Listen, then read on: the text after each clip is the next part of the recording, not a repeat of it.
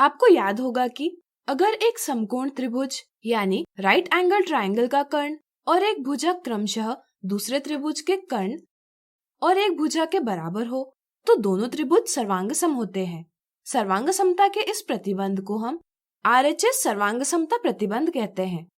अब तक हमने SSS कसौटी, SAS कसौटी और ASA कसौटी के आधार पर त्रिभुज की रचना करने की विधि सीखी। अब हम RHS कसौटी के आधार पर त्रिभुज की रचना करेंगे। मान लीजिए हमें एक समकोण त्रिभुज ABC की रचना करनी है। त्रिभुज ABC में कोण B का माप 90 डिग्री है, कर्ण AC की लंबाई 5.7 सेंटीमीटर है और भुजा BC की लंबाई 4.5 सेंटीमीटर है। चलिए हम दी हुई मापों के अनुसार त्रिभुज ABC की रचना करें।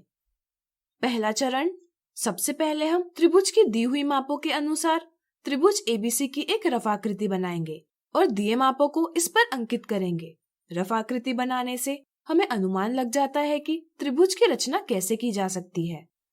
दूसरा चरण, यहाँ भुजा BC की लंबाई 4.5 सेंटीमीटर है, इसलिए हम रूलर के उपयोग से 4.5 सेंटीमीटर की लंबाई का एक रेखाखंड खींचेंगे।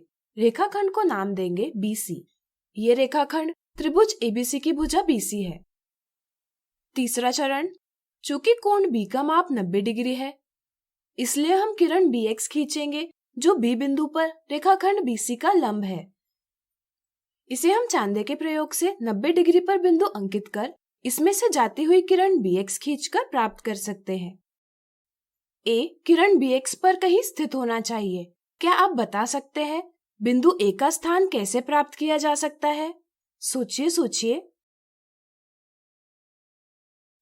बिल्कुल सही, हमें कर्ण AC बराबर 5.7 सेंटीमीटर ज्ञात है। चलिए इसकी सहायता से A का स्थान प्राप्त करें। चौथा चरण, कर्ण AC की लंबाई 5.7 सेंटीमीटर है।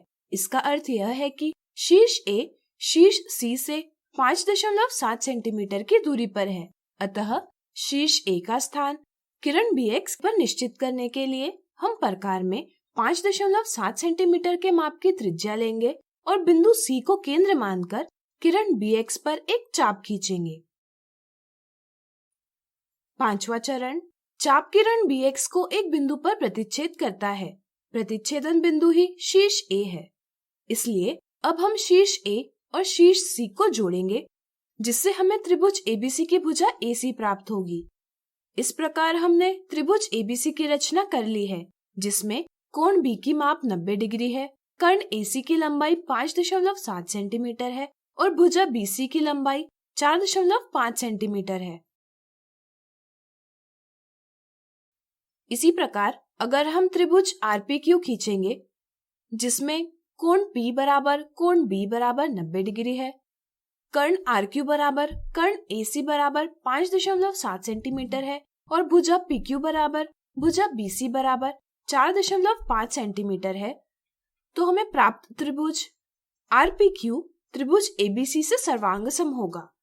यानी कि अगर हम त्रिभुज RPQ को त्रिभुज ABC पर रखेंगे तो हम देख पाएंगे कि त्रिभुज RPQ त्रिभुज ABC को पूर्ण रूप से ढकता है, अर्थात दोनों त्रिभुज समान माप एवं आकार के हैं। यानी कि त्रिभुज RPQ और त्रिभुज ABC सर्वांग सम है।